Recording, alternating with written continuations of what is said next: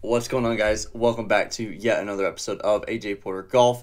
This week we had Jamie Donaldson. Jamie is just an absolute legend.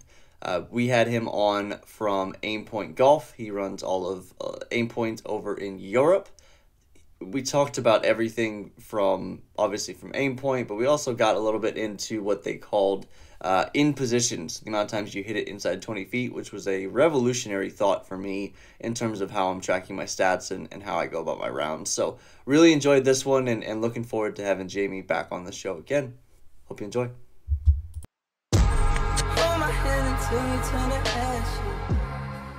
All right, Jamie, how's it going, man? How are you?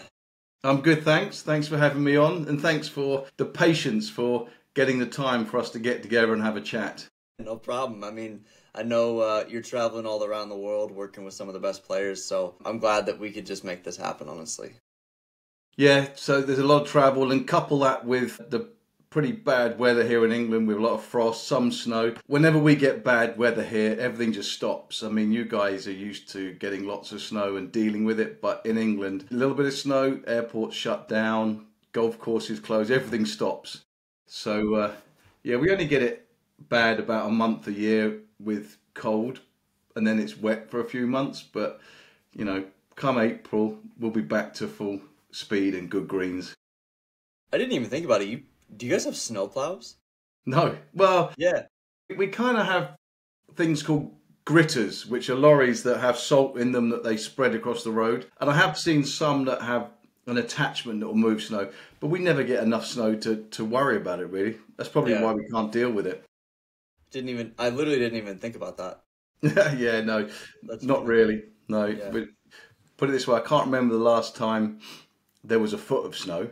And, you know, I'm 53 now, and you might have to go back to like 1980 to the last time there was proper snow. Okay, cool. Well, like you and I were talking beforehand, this is the 13th or 14th, I think 14th video in a set of videos where our goal is to kind of establish a question that I've been asking, right? What's the difference? Maybe it's a Division I golfer out there that wants to get to college golf, scratch that wants to get to plus, someone like myself who plays high-level amateur golf that, hopes to elevate to the next level, beyond the many tours that I've played on, to the next level. So as we kind of get started here, I really just wanted to talk about, a bit of your background, experience, Yeah, talk about what you're doing with Aimpoint and your coaching. perfect. So, I'll give you the sort of the medium length answer. So I'm a PGA member, and I've been fully qualified coaching since 1997. So I've been coaching for 27 years, like full-time coaching. And I played a little bit. I was a good amateur. I played pro ranks. I've won a few times as a pro, but I definitely didn't know what I should be doing. And that's why this what the difference question is quite interesting to me, because a lot of my coaching philosophy is based on what I didn't know then and the mistakes I made, really, because there was no internet when I was playing, no mobile phones. Research was limited. You had to ring a shop and hope ring a club and hope the pro would ring you back and book a lesson. And lessons or information was handed around word of mouth or in books. So the kids nowadays have got it all, because 2000 onwards, we've got internet, mobile phones, the research boom in coaching, which is things like TrackMan, 3D systems, biomechanics. I mean, you can measure everything now, and I think it's quite an exciting time to be in the coaching industry, because we can figure anything out. So let's rewind to the question. I played a bit, wasn't good enough, didn't have good guidance, didn't have a clue. And then I won't say I fell into coaching. It wasn't a case of I could always coach. It was a case of I would like to discover now what makes people perform better, and maybe that can help others. So I started working with some of the best coaches in the world in human movement, players like Richie Ramsey, not Richie Ramsey. Shit, I've forgotten his name now. Australian guy called Richie. His name will come back to me while we're talking. Anyway, I flew him over from Australia, and he explained all about human movement for sports for me. And that was like a massive eye-opener. And Is then that the guy that Liam works with? No, he died. It's Ramsey McMasters. He died about 12 years ago. Died quite early. And I tell you, he gave me the best quote you've ever heard in your life. So how old was I? I was 29, right? And I wanted to be the best coach, and I wanted to work in performance. I wanted to work with the best golfers. And I remember I sat with him and I said, look, I've got all this research. I'm pushing everyone really hard. I've got an understanding on human movement, on swing, on ball flight, everything. I had everything. But I said 5% of the people really want to do what I want them to do. And he turned around to me and he said, your major winner's not born yet. And I was like, wow. So you can imagine that at 29, he was saying the guy that's going to win a major that I work with isn't born, meaning there's so much more to learn and understand yet. So I was full-time swing coach in Cambridge in England, and around 2008 I was just coaching swing and performance, and they were asking me about green reading. So my clients were saying to me, we want to learn green reading, and I was like, brushed it off. Look it up. No one ever taught me. I don't know what I'm doing. And I kind of fell upon Aimpoint through the internet, and I was introduced to Aimpoint, and I started talking with Mark Sweeney, and we were chatting on Skype those days, and he was using the Aimpoint line on Golf Channel, and I was like, how can you predict it? I was just like, I didn't even know the guy. I'd never met the guy, but we were on Skype then, just chatting, and I think I was just annoying the hell out of him by asking him so many questions about the physics of break. And then I had one of his instructors came over, a guy called John Graham. He came and stayed with me and my family, and we took 48 people through the system of learning Aimpoint, and it was a chart in those days. It was a chart with 600 numbers, really hard to utilize in play kind of read. You had to spend a lot of time getting your head around it. It required you to know the exact distance of every putt. A few other factors. If you got that right, you'd get the inches of break perfect. And then I kept talking with Sweeney, and I was like, your maths is great, your stuff's amazing, I want to know more. And he came over, and he came and stayed with my family, and we just spent 2 days in an office, and he just vomited all the information to me. He just shared with me all the 3D stuff. I got to play with his computer, all the research on Aimpoint. And I was like, this stuff's incredible. And I said, and the thing about this is you need to learn to teach it better. So you've got to be able to teach the system better, because out of those 48 people, and I saw it for 12 hours, 2 or 3 would still be using it. I'd seen it for 12 hours and I was like, I'm pretty sure I know what I'm doing, but I'm not confident. And he just said to me, what would you do then? And I was like, well, I don't know. And we went for dinner on the last night he was here. Bearing in mind I had a good coaching business, fully booked. And I was like, this has really spiked my interest, because I'm sure that anyone that learns Aimpoint will be mastering it straight away. Like, you can use it instantly. And I said, and I'm looking at 95 of my clients not doing what they should, 95% not achieving what they should. And I was like, do you know what I'm going to do? I'm going to hand my notice in, and I'm going to work with you.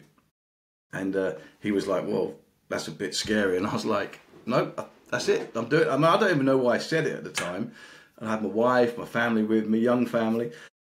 And he was like, well, okay, then come out to Orlando in January. So I handed my notice in, quit my swing job, and then started waking up at like 3 a.m. thinking, oh my God, what have I done? Went out this was probably about in October or November, I was with Sweeney. So anyway, January comes round, go out to stay at his house in Celebration, Florida, Orlando. What year was this, by the way? This has got to be 2010 now, 2009, Right, 2010. yeah.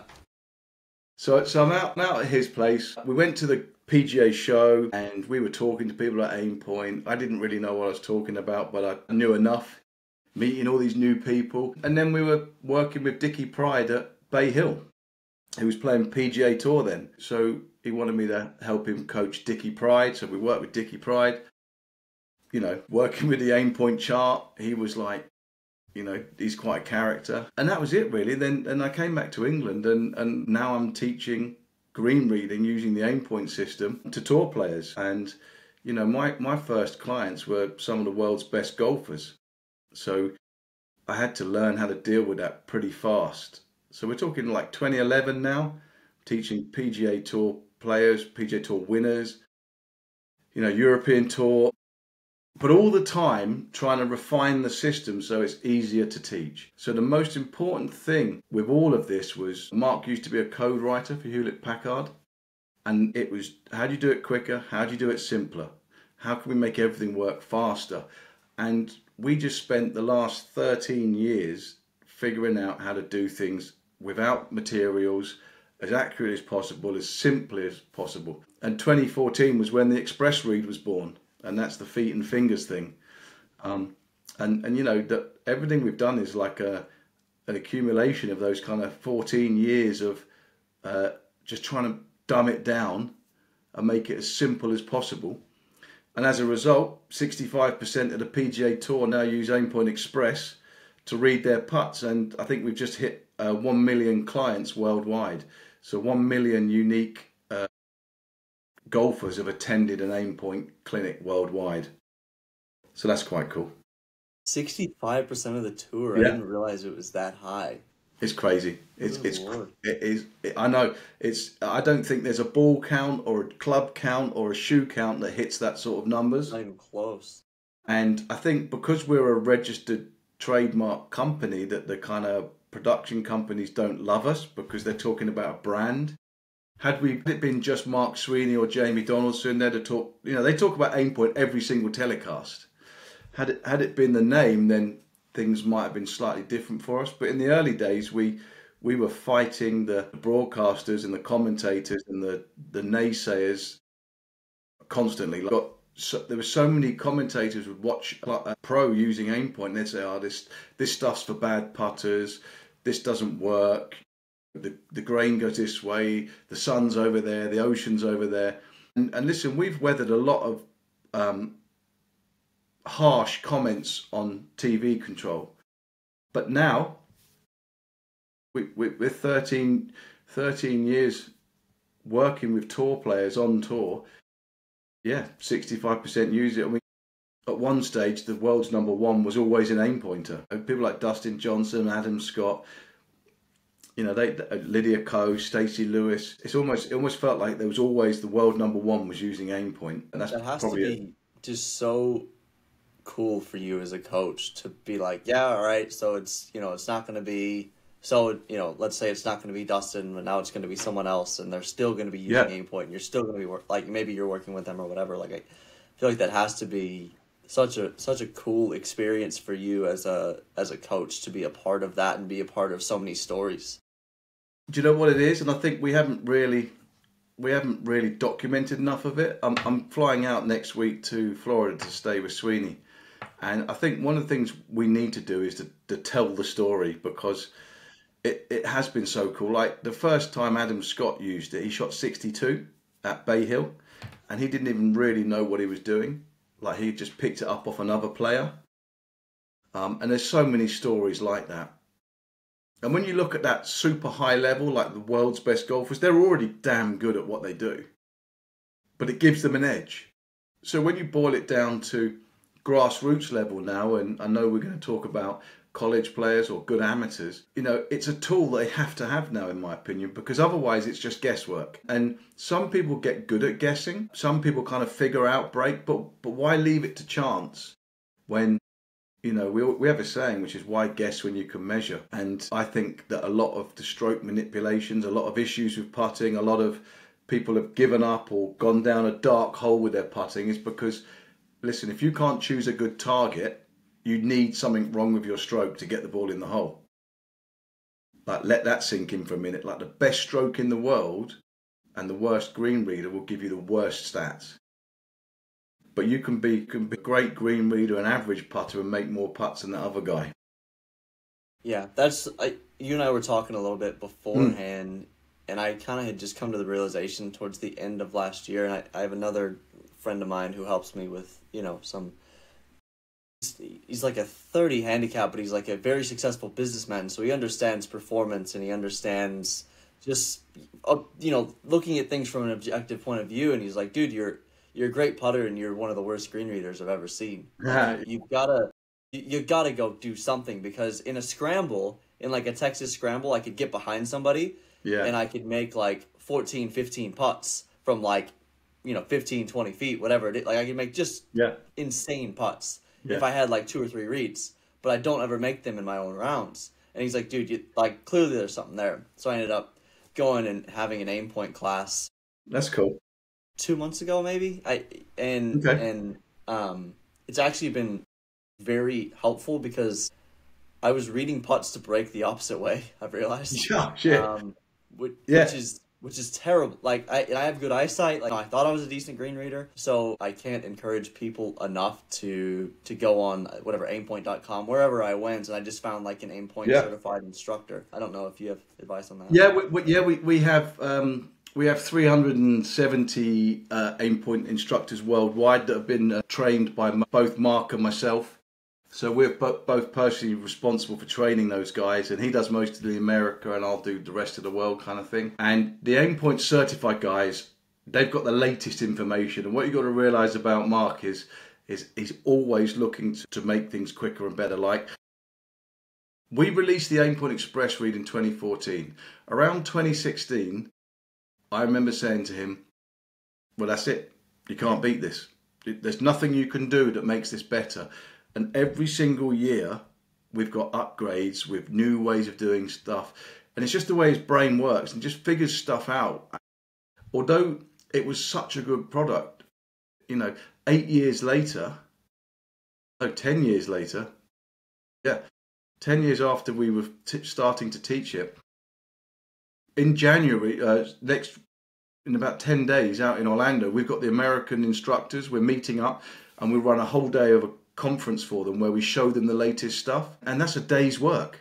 I mean, it's unbelievable how much it's changed. So we've got the certified instructors worldwide. But you know what? I'm going to plug something here, which is we get a lot of contact from people from different countries, or just can't travel. They don't want to travel that far to see a certified instructor. So what we've done is we've actually now published a suite of videos that are available online. So it's makeeverything.aimpointgolf.com. And what people can do is they can go and access the videos there, which show the class. They show a whole load of performance work, and that's Mark Sweeney, me, and another guy called Gareth McShay. We'd class ourselves as the top 3 Aimpoint coaches in the world. Gareth's got a real mental performance background, so he brings a nice addition to that. And we're launching Aimpoint University, which is just the cool stuff. All the stuff we know that we don't do much with, that the real geeks are going to love. So lots of understanding, rates of break and how far the ball travels every second, curve values, the stuff that you don't have to know to use Aimpoint, but a lot of what I call golf perverts would love to know. That's all going to be on there. So people can watch that, they can keep the videos, and they can watch it on their phone and then learn. So we've done that to satisfy the people that can't find a certified instructor, but also the people that want to learn a little bit more, the stuff you won't learn in a normal class. So that's been really exciting, because every time we get together and film, we get to just kind of let it out. Yeah. So that's been a really nice process. Cool. I can't recommend it enough. I mean, I'm still very new with it, but I'm gonna be curious what it does to my putting stats. I want to say I lost a quarter of a shot on the PGA Tour field over the course of last year. So I'll be curious with actual good green rating, how good of a putter I can become. Just one last thing about the green rating. It's the cornerstone of building a solid stroke. If you don't know where to aim, if you can't, supposing you've got a player and you say, play that putt, and they say, I'm going to aim that far outside the edge. How do you adjust what they did to make a better choice next time? With Aimpoint, you can measure it, you can discuss what the units should have been, and then play it again. So, as far as I'm concerned, even if you know how to practice properly, Aimpoint's going to help you. If you use it in play, it's even better. But I don't think you can. I think whenever you learn Aimpoint, when you step on a putting green to practice, it's a whole new world now. It's not just hit to that hole. I wish I'd aim wider, hit it again. Oh, okay, I've learnt the ball breaks more. But that's not a transferable skill to the golf course when you only get one go in a round of golf. Yeah, most definitely. So talk to me about my understanding of how to effectively practice, and maybe you can talk about what you do with your tour players. But my understanding of at least my plan for this year is I have a digital level, and I was Yep. going to go and really try and the main skill that I was going to work on was training my feet. But maybe talk to me about what you do with those tour players and what the Yeah. session kind of looks like. So first of all, there's rules to the session and rules to using Aimpoint. And one of the things is you don't want to become dependable on the digital level. So the digital level is there you can train your slope feel, but what we don't want to do is to get it out all the time, because the number one priority for me is to have a player who's confident to go on a green and measure the slopes with his feet. So we've got to get to the point where they feel that A, they can understand slope feel and they're good at it, but B, if they make a mistake, they get to re-feel it and go, oh, okay, I wish I'd said 2, not 1. Like the ball's broke more than they expected. So they re-feel it in play and say, okay, next time I have a putt like that, that should have been a 2, not a 1. So for me, it's not getting the level out every single time. I might measure 4 slopes at the edge of the green, like 1, 2, 3, 4, or 0 to 3. I might just measure a few and just let the player have a quick feel, just to sort of feel the differences. But there's one test I do where the level has to be used, and that's where we work on birdie putts from 9 to 20 foot. So in my sessions, with my players that use Aimpoint, we will always test their ability to feel slopes I'll give them 6 random putts from 9 to 20 feet.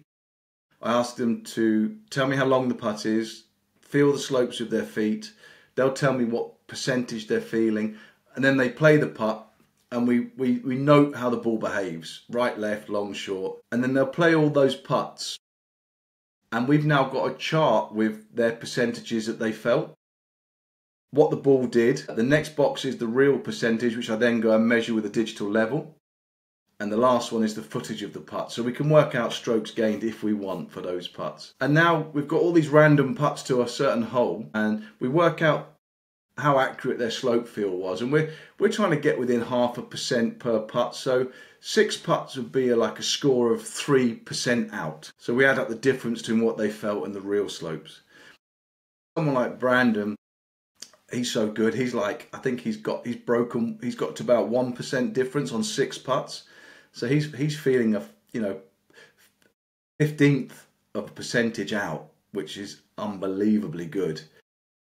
But 3 is about level par, and early on players are kind of 4% out, but the make percentage in that range is about 2 putts out of 6 for birdie. So what you'll find is they do get some wrong, but they get some right and they hold the putts. Because everything I do has to relate to expectancy. Like if I gave you 6 putts and you got 4 wrong, but you made 2, you're actually tour average. It's not. But if you just measured slopes and you said, I'm out, I'm wrong, I'm right, I'm wrong, you'd kind of focus on the wrong ones a bit too much. I think there's a little blockage there with slope feels where people are worried about getting it wrong. And another thing I always say to my guys is you're going to average 29 putts around, which means you get it wrong 11 times. You know what I mean? Putting it's not a perfect procedure. It's the make percentages aren't great. At 20 foot, it's 1 in 6 goes in for tour players. At 8 foot, they miss every other chance. So the expectancy is way too high early on. So if you're going to use a spirit level, use it sparingly, but use your averages. Yeah, don't just measure it and say, oh shit, it's a 2, I said 1, I can't do this. You're allowed to get it wrong quite a bit, and still you would stack up as one of the best putters. And it's interesting because I definitely was probably going to go about it the wrong way. Going back to Brandon, just as the example, Yeah. why do you think he's so good at judging? Well, is it practice? Is it just natural? Yeah, but it's his character as well. I've been working with Brandon about 4 years, and when I first worked with him, he was a colourful character, right? He had really long hair. I don't know if his hair's always changing colours. I don't even know what his natural hair colour is. So it was dyed. I'm going to say it's dyed. It was long, shoulder length, blonde hair. He had it all tied up, visor, really colourful shirts. Cool character, a standout character. And I kind of first met him, and he was playing like mini tour in the UK. We had a session, and we just kind of hit it off. And I noticed he had something different about him there. Bearing in mind he hadn't achieved anything at this stage. And he's just a cool guy. And he's got two sides to him. He's got this laid back Brandon who's a bit of a surfer dude. And then he's got this hard-nosed competitor where he wants to just squash you into the grass, and he wants to win. He wants to win. Winning's his plan. And he's only got, he's really focused on a career in golf, like unbelievable. A lot of people don't realise he's married. They live in Atlanta, and he spends long periods of time away from his wife because he's out playing tour. So he's making huge sacrifices because he wants to win. He's not trying to balance a work-life balance. It's work, work, work for him because he wants to be a winner. So I started work with him, and then probably maybe a year later, bearing in mind I was just working with him putting, and he rolled it great, by the way. Straight, one of the first things I said to him, I said, you have got pretty much everything we need to make you one of the world's best putters. I said, there's the materials are there. I said, but we need to refine a lot of things. We need to change how you go about stuff. So fast forward about a year, and we were at the Tour Championships for Euro Pro Tour. I think it's the top 24 in the order of merit go and play, and the top 5 get their tour cards. And I was working with about 4 or 5 players there, and I had a few hours free. And I said to him, look, I've got 2 hours. Let's go out and do the front 9. Let's go and do a little bit of practice round stuff. And we played about 2 holes, and then I was like, okay, I've underestimated how good you hit it. I don't know how good I thought you were. I said, but I've worked with some of the world's best golfers in practice rounds when I'm working with them. I know what a ball flight is, and I know what next level ball flight looks like. And I said, your ball flight is really good, really strong. And he was like, yeah, of course. And I was like, well, no, not of course, because you're still on Euro Pro Tour.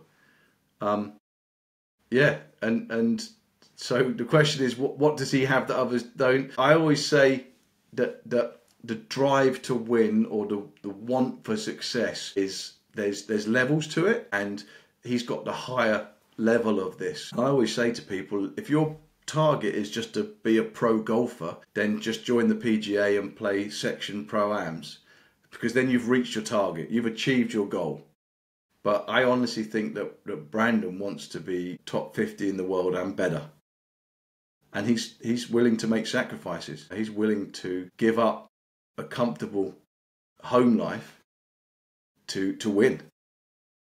And I think when you've got that fueling you, I think that's quite powerful. So with some of your other players that you work with, I mean, do you see sort of similar traits, or is it kind of everyone has something, but it's kind of different? I mean... Yeah, well, I mean, I've worked with players who have done, a couple of, there's players on Live now that I always thought were just comfortable doing what they're doing, just happy being where they were on tour, and then they've kicked on to play Live. I've worked with people who probably don't believe they're good enough to get to where they could do, and that holds them back. But I think the biggest thing, and I love this what's the difference question, because it's a huge question, and I think it's a question I probably ask myself every day. And I think one of the biggest differences I see is a plan. And if we go back to Brandon, we wouldn't sit down, we were working last year. He's playing Challenge Tour. He got invites into Challenge Tour and he won one of them. So then he had a end of season on Challenge Tour, and I was like, what's your order of merit ranking? And he was like, well, I'm not really sure. And I was like, well, I'll tell you, it's 92. And I think he probably even said to me, is that good? This is the sort of character he is. And I was like, well, no, because you're losing your card. I said, you've got a few months left, and, if you're not in the top 60, you lose your playing rights. And he said, well, what do I need to do? And I said, well, you got to win twice. And he was just like, shit, let's do it. And he did it. And as such, he ended up in the top 20 on the Order of Merit on Challenge Tour, which then get their DP World Tour card. So he's got full playing rights on DP World this year. So the plan is a big one, because I don't think you can just play golf and expect it to happen. I think you've got to have some targets that are weighty, targets that are way out of your comfort zone, and you've got to reach for them. And if you fall slightly short, you've probably done a lot better than you thought you were going to.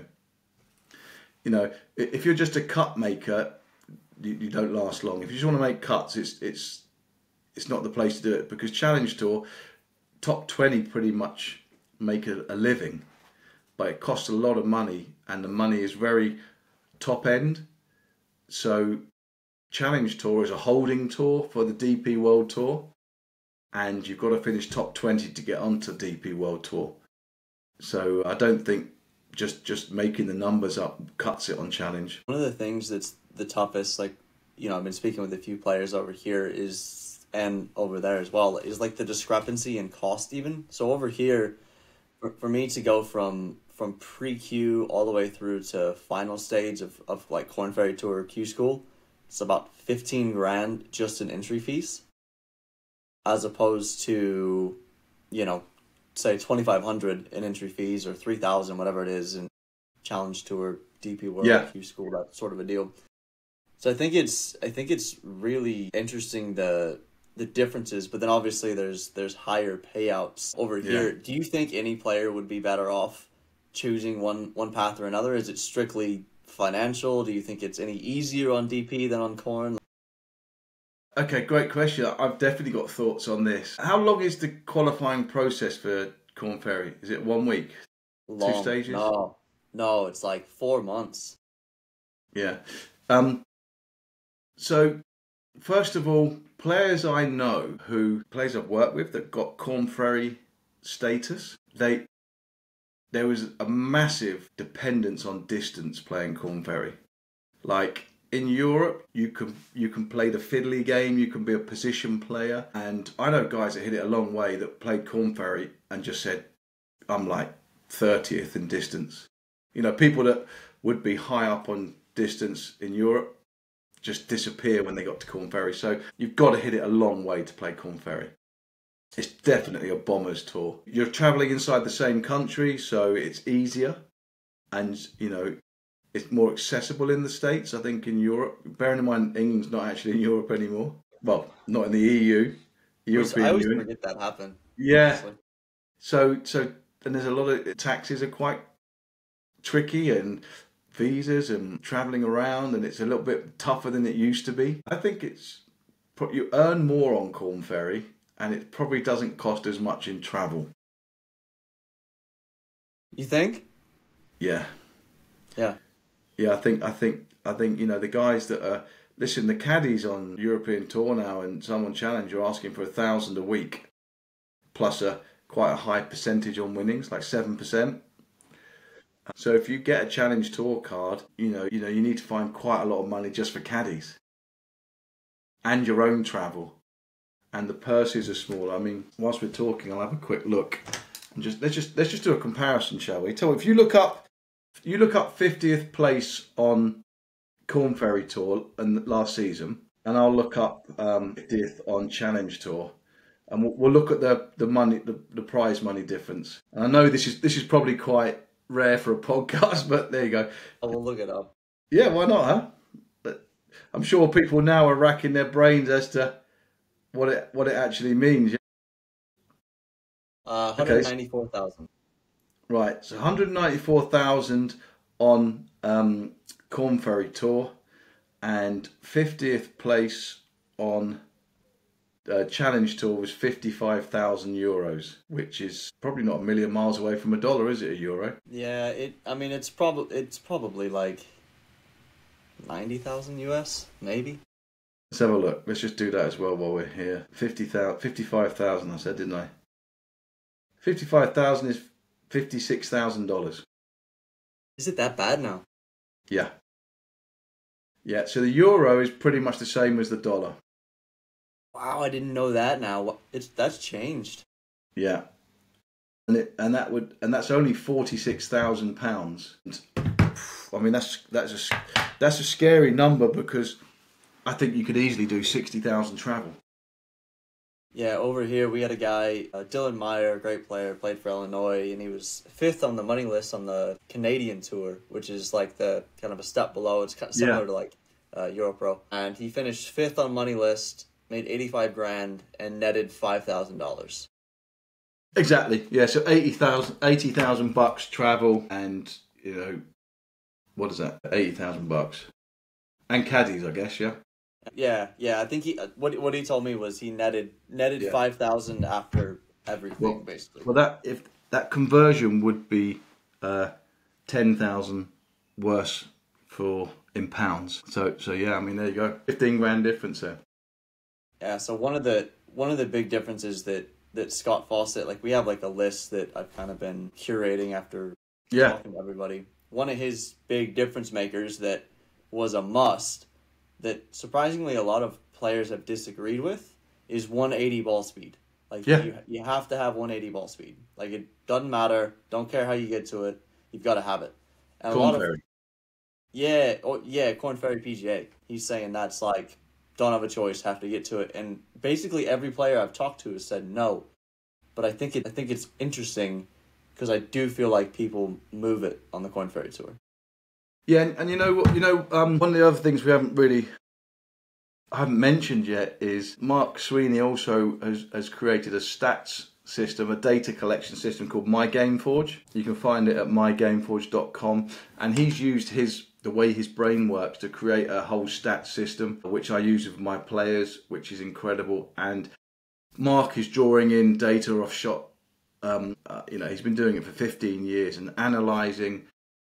And one of the stats he's found, which when we're talking about long hitters makes a lot of sense, was I don't think, without looking these up, I might not get these numbers spot on, but you'll get the gist of it, which was Morikawa from a fairway was something like 28% of the time hits his second shot inside 20 foot.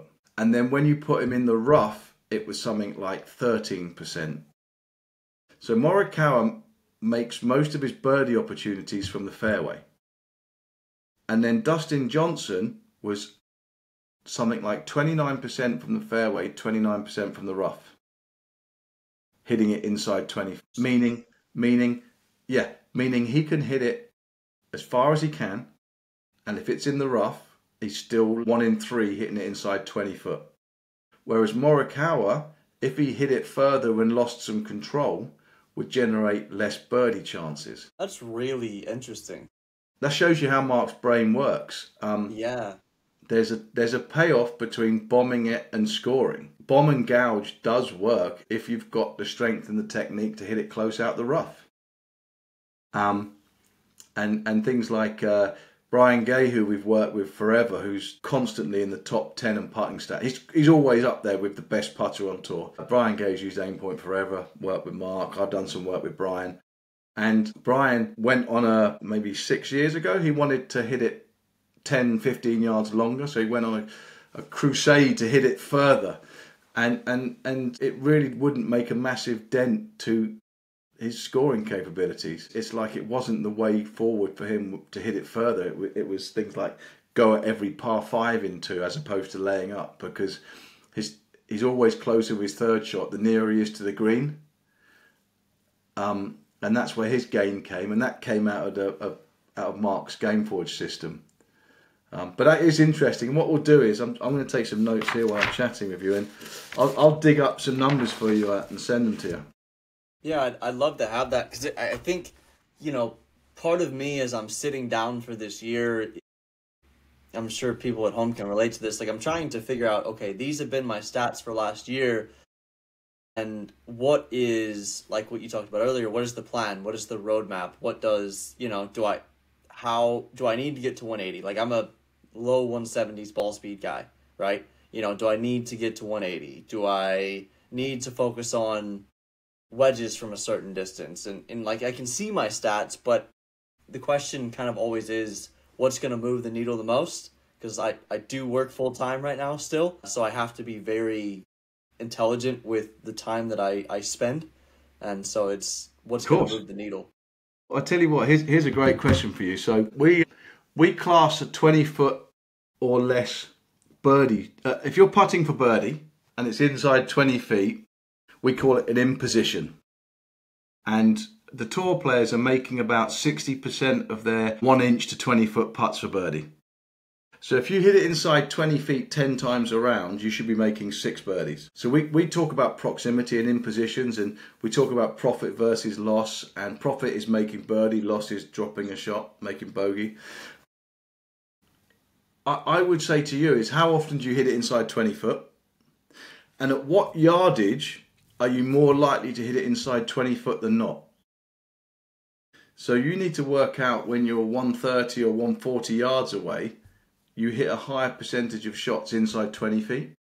Because if that happens at like 120, then you've got to find a way of getting within 120 of every hole. So there is definitely a money ball for golf, which comes from those statistics. And I would say to you is if you want to work out how good you can score, the first question is, how many chances do you create in a round? And the second is, how many do you convert? And with players like Brandon, I'm always working on, can you find 10 birdie chances in a round? And we want to make about 70 to 80% to win the tournament. So if we're making 7 birdies, we're 28 under before we've made mistakes. Yeah, and all of a sudden it's all about do not that one in shot. every 7 rounds, probably. Like have a 6-7 birdie round, like probably 1 in every 10 if I'm being very generous. There you go. If that's what you've got to do, is you've got to figure out how you can make 6 or 7 birdies a round. And does it come from ball striking? Does it come from hitting the fairway so you've got a chance of hitting it close? Something like 70% of the tour players' birdies come from par 5s, meaning you've got to hit it, you've got to get close to the green. You've got to find a way of getting it far enough down there and as close as possible, if not on the green, to make a chip and a putt or a 2-putt birdie.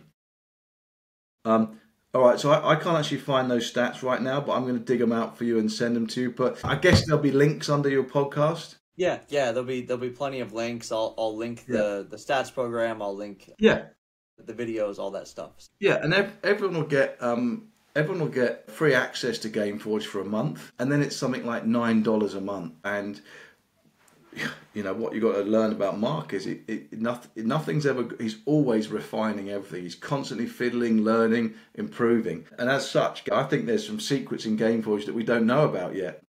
He's got some new stats like how many shots did it take a player to get to the greens, like to hit all 18 greens in regulation. That's really interesting. Yeah, no, it's cool stuff. So check that out anyway. If I can find the link to that understanding on fairway versus rough, we'll get access for you for that. The other stat that I would be curious to get your take and his take, or the app's take on, that I've been running a theory on, is bogey avoidance versus making birdies. Which has higher weight and which is more important?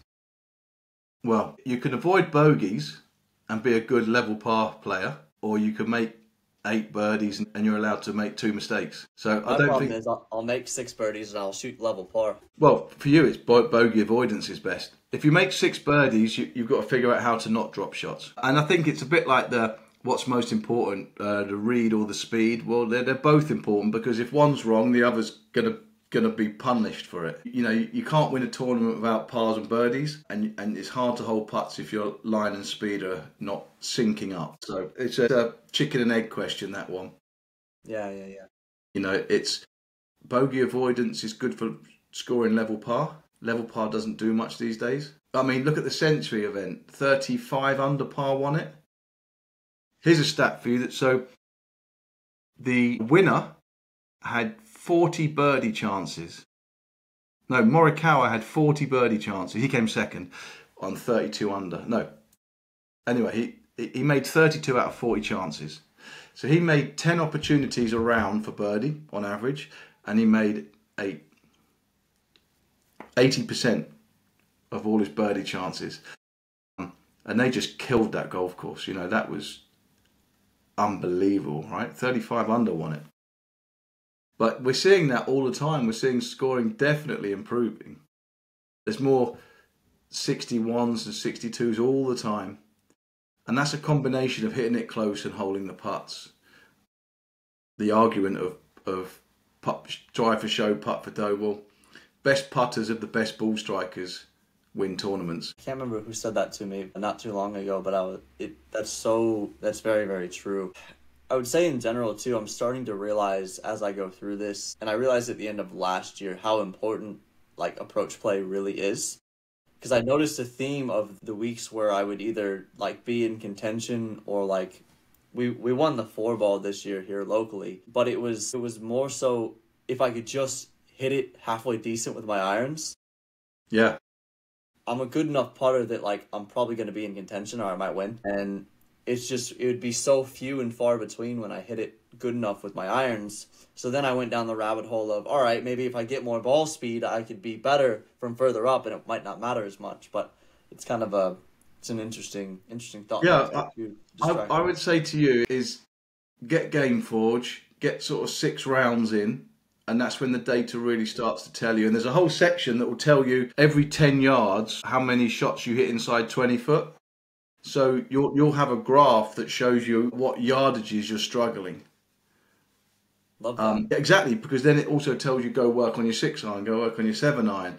Are you reading your lies properly? Is there an issue with distance control or trajectory control? You know, how do we get it inside 20 foot more often? And all you know, you include, all the guys stand on a range and flush it, but you know, it's decision making, it's making it work on the golf course that's king. And also, you know, if you're only looking for 10 chances, that means 8 times around you can hit a half decent shot that gets up there somewhere and you get away with it.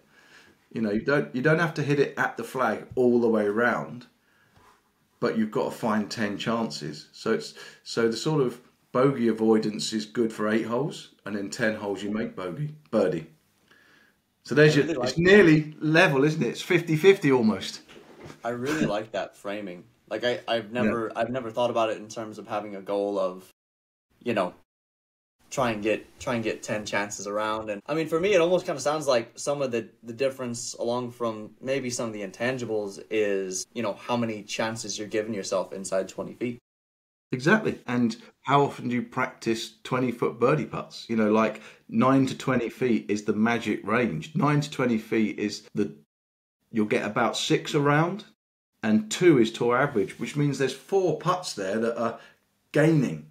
So the easiest way to gain on birdie putts with strokes gained is to make more 9 to 20 footers. And strokes gained is not a great stat because it's pitching you against the tournament that week on PGA Tour. It's nothing to do with where you're playing and the length of courses and the quality of the greens. And it also mixes up birdies and par, because what you'll see there from, you know, the performance style of coaching is we talk about birdie putts as 0 to 20 foot. You know, putting after 25 foot is a 2-putt game. So that's saving par. And chipping and putting is saving par. Scrambling is saving par.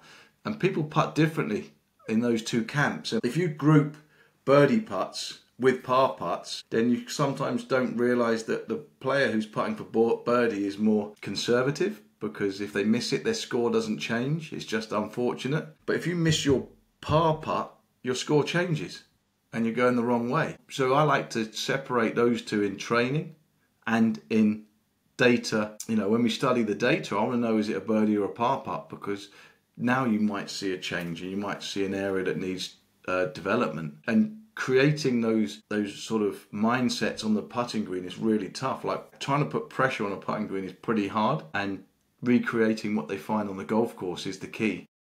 And how can we train at a level that we feel like we're in competitive mode? And that's always the golden question. So are you big on kind of bifurcating them, or is your ultimate goal to get a putt to be a putt? Like I feel like for me, I've personally putt better on par putts than I do on birdie putts. Yeah, there you go. I've really made strides this year by like trying to mentally change my own brain and the way I'm looking about birdies. Or do you not recommend that on your side? Well, I tell you what, I would look at my capture speed on those. And listen, you that's It's a classic. People putt better for par because it's shit or bust. You might be more aggressive on your par saves, but you've got to adjust your ball speed accordingly, or your read. Like, if you're going to definitely be 2 foot past the hole, then it's less break. Sometimes if you've got a 15-foot birdie putt, we overread it a bit and hit it a bit softer, right? Because the last thing you want is a 3-footer coming back the other way.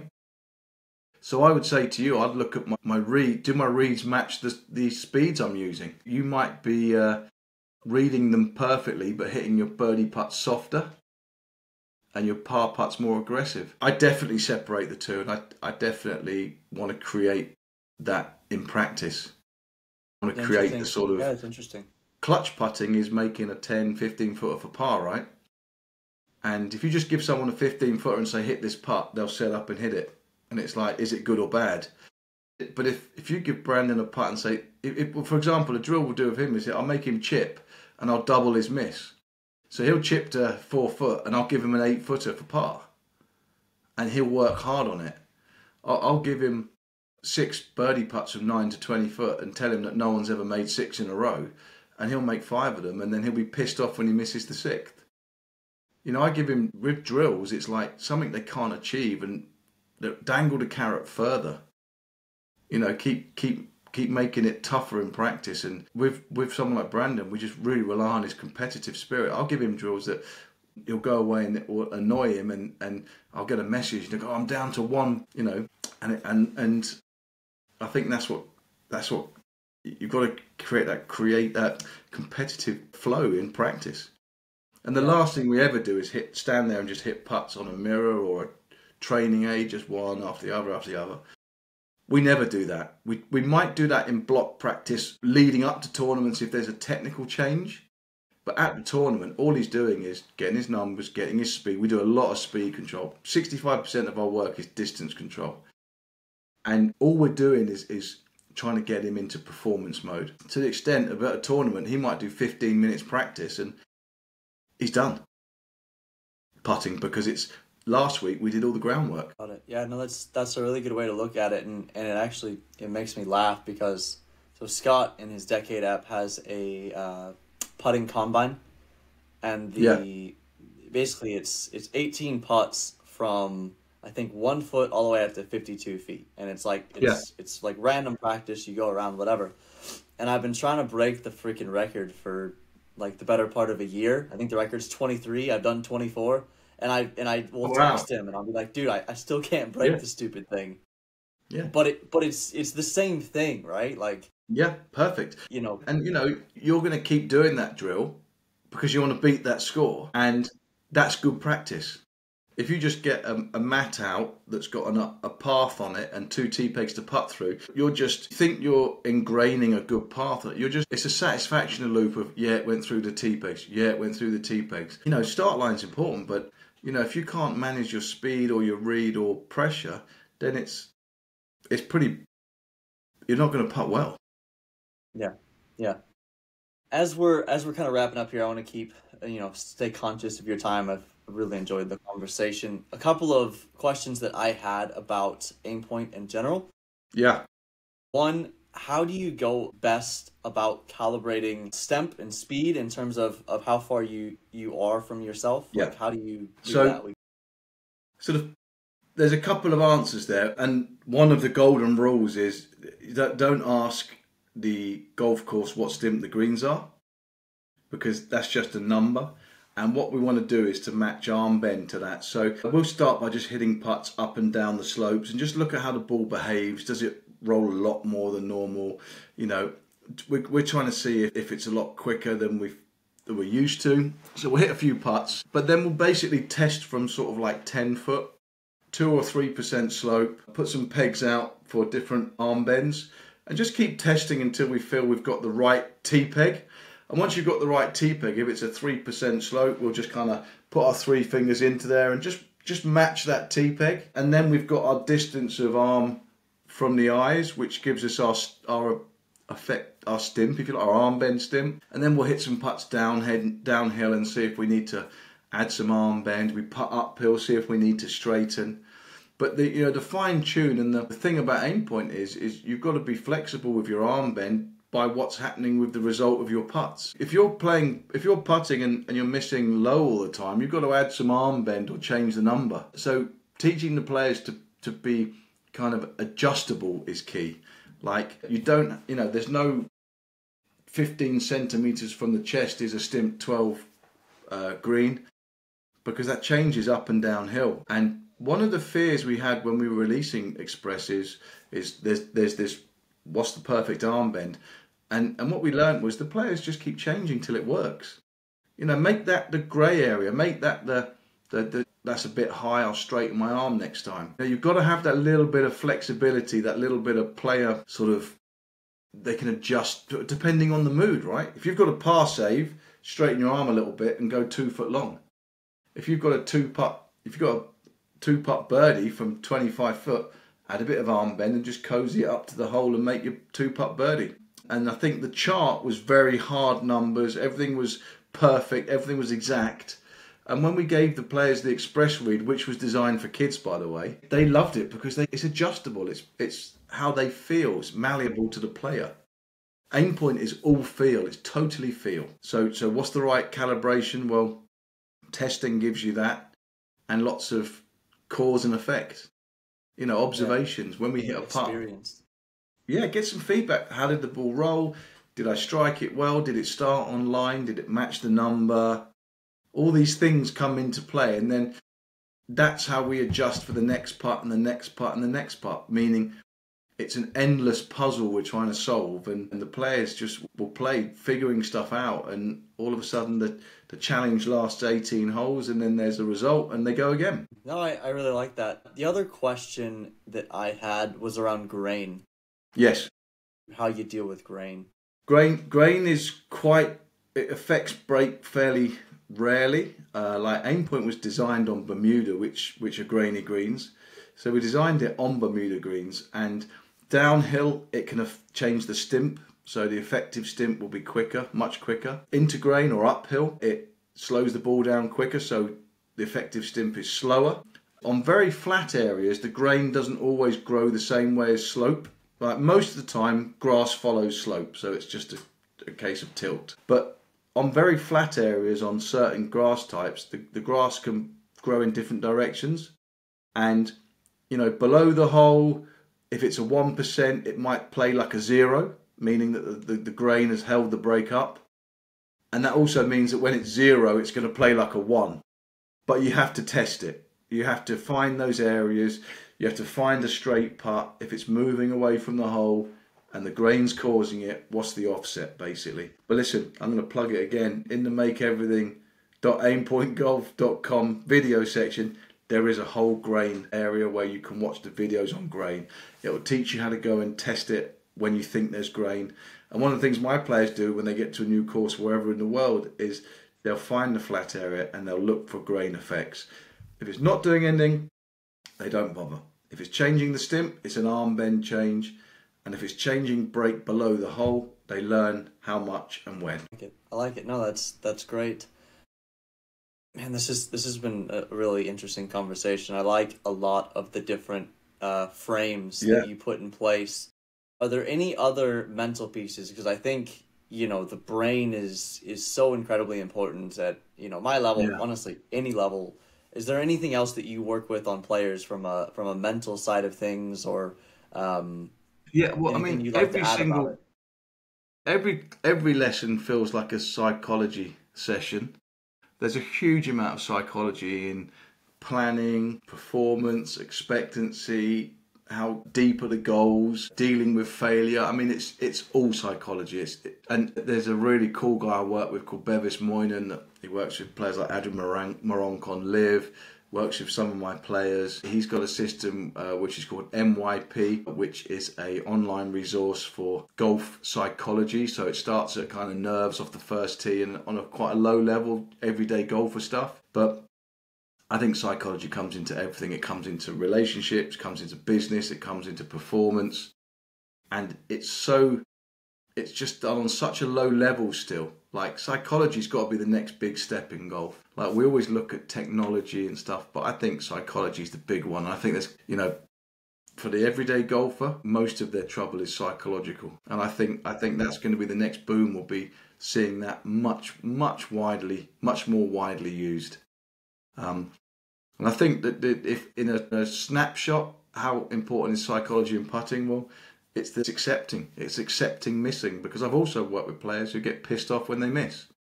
And, you know, at 8 foot, you miss every other putt statistically on tour. And some guys can't deal with that in practice. You know, why was that? What's happened? I can't do that. This is just like me. I always do this. And they just create a narrative that they then follow. Self-fulfilling prophecy, yeah. Mate, 100%. It's like we create our own destinies. We create our own movies and then we play them out. And, you know, there's players on tour that hate putting and they're scared of putting and they get jittery with putting. We always come back to Brandon, but because he's a really good example of this. He loves putting and he just can't wait to get on a green. He actually cannot wait to putt. Whereas other guys I've worked with, it's always been the problem of putting, and then they hate it. They end up disliking putting, and when that happens, you're in trouble. Well, Jamie, I think this has been awesome, man. Definitely a lot of really good frameworks. I've really enjoyed it, and I appreciate you taking the time today.